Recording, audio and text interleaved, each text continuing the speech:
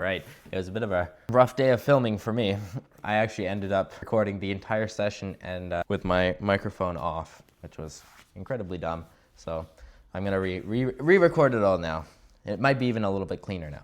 But I wanted to talk about something that's very important to me, and that is the investing in stocks, investing in trading, investing in the global markets.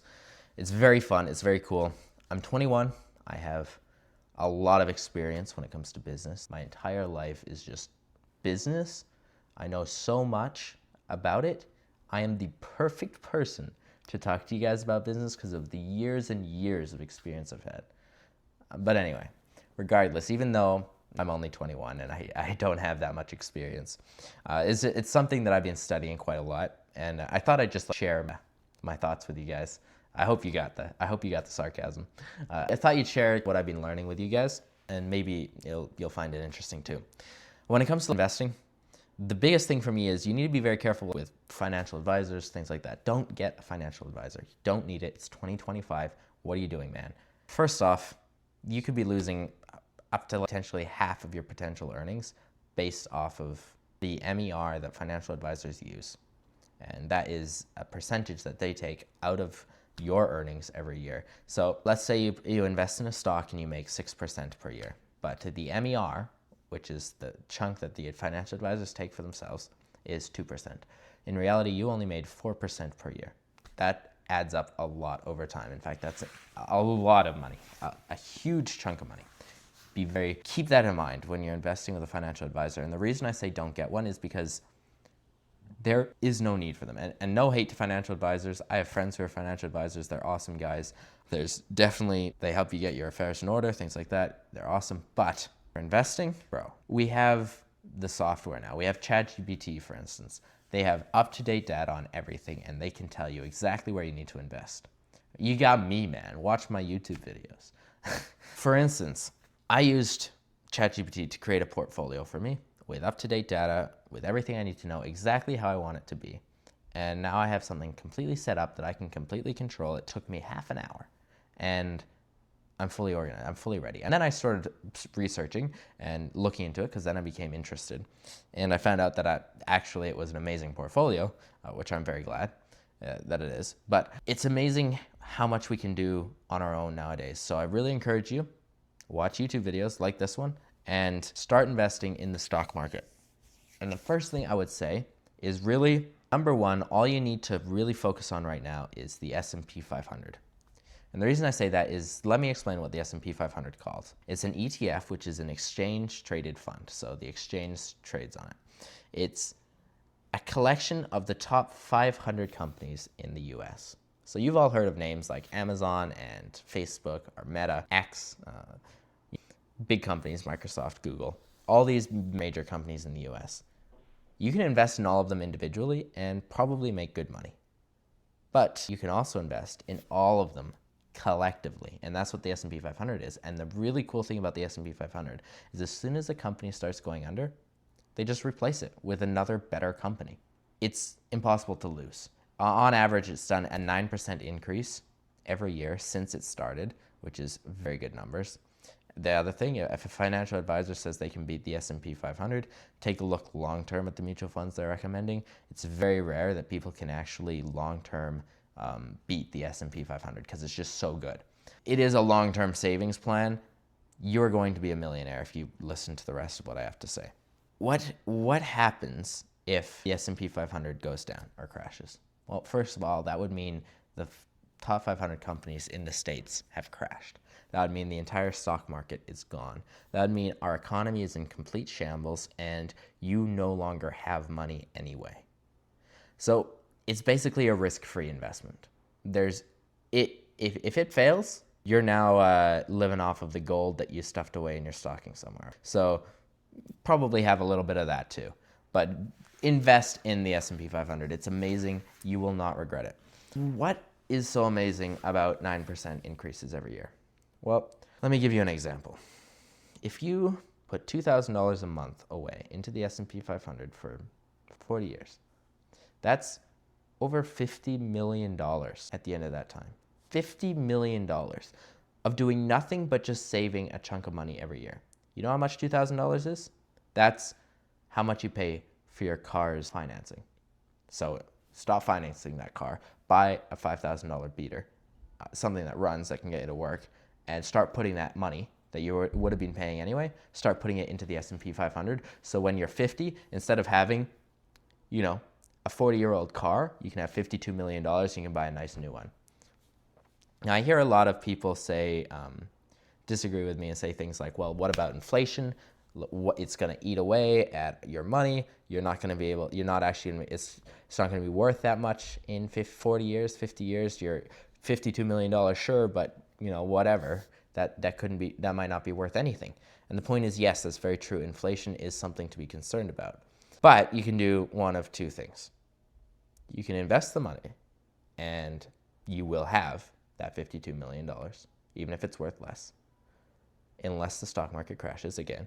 Or you don't invest the money and you have a guarantee that you will not have that $52 million, whatever it's worth, in 40 years. And the reason I say that is because 40 years ago, $50 million was worth way more than it is right now. But I can promise you that every single person watching this video still thinks that $50 million is a hell of a lot. Like, it's a lot of money. You are not complaining about only having $50 million, right? So that's a big consideration. Like, sure, inflation, it eats away at the money. 50 years ago, $50 million was worth a lot more than it is now.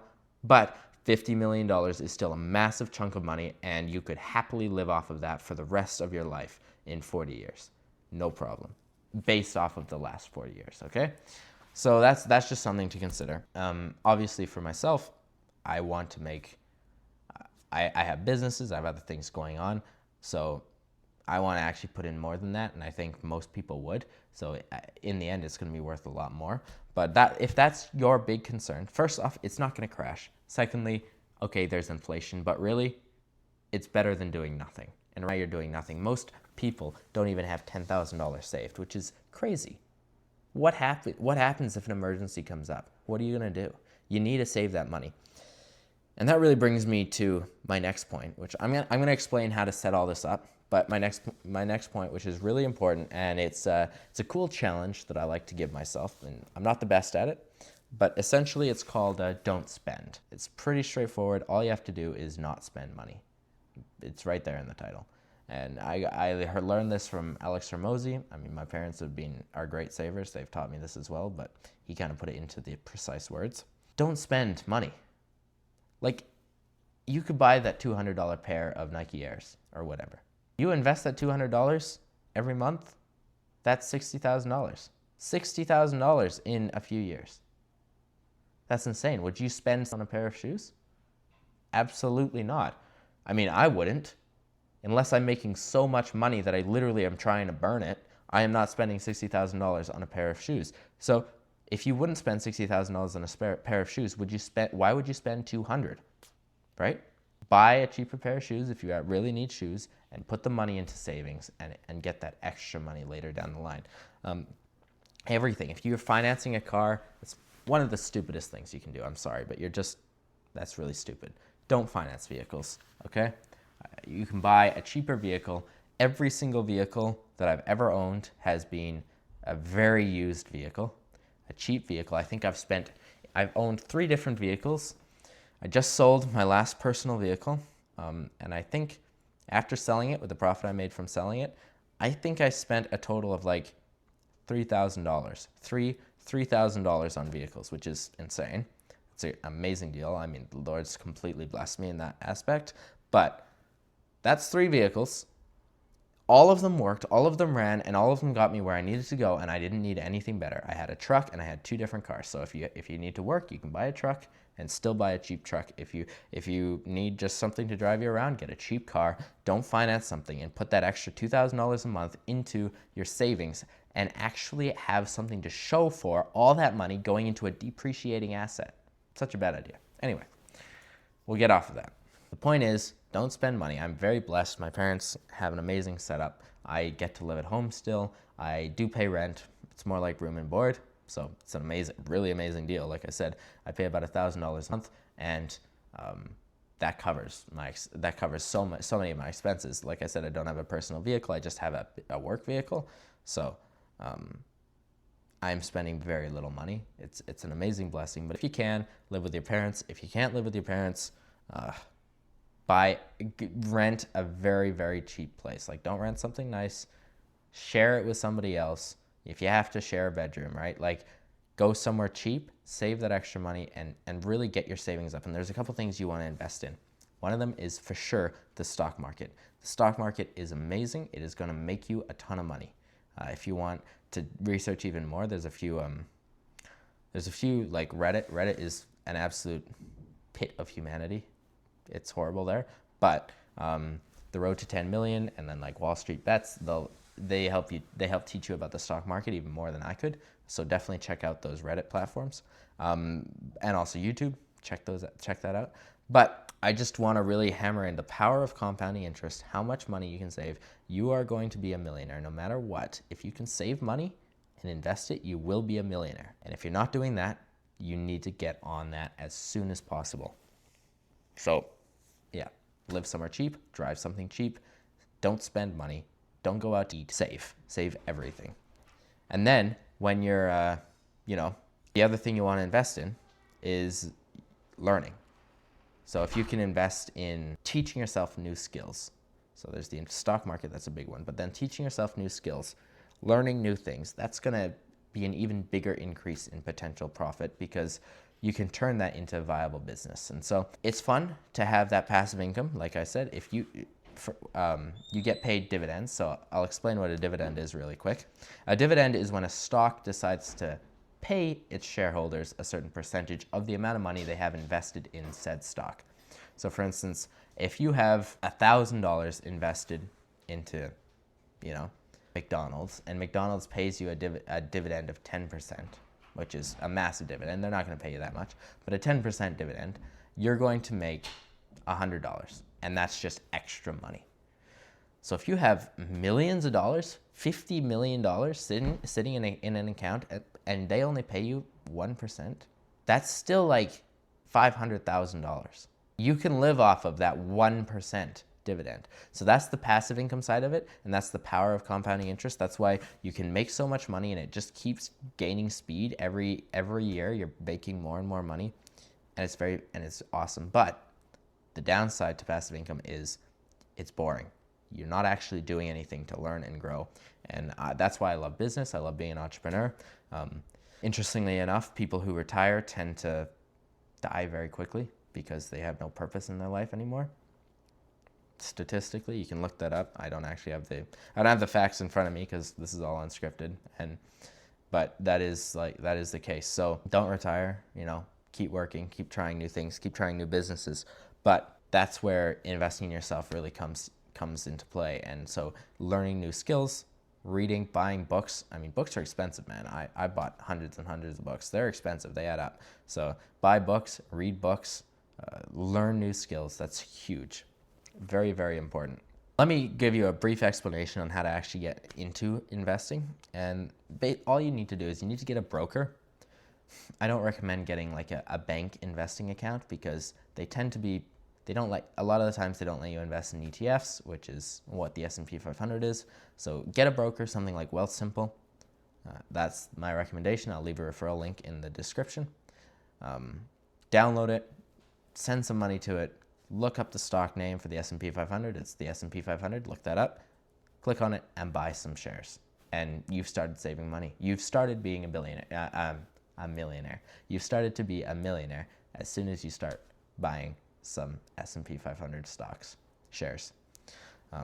The other thing I would do for like my Canadian viewers and stuff, really open up 2 accounts and sit down and open these up right now today, because you're going to start getting allocated amounts that you can put money into as soon as you open them. So that's the TFSA and the FHSA, tax-free savings account. Let me start with that one.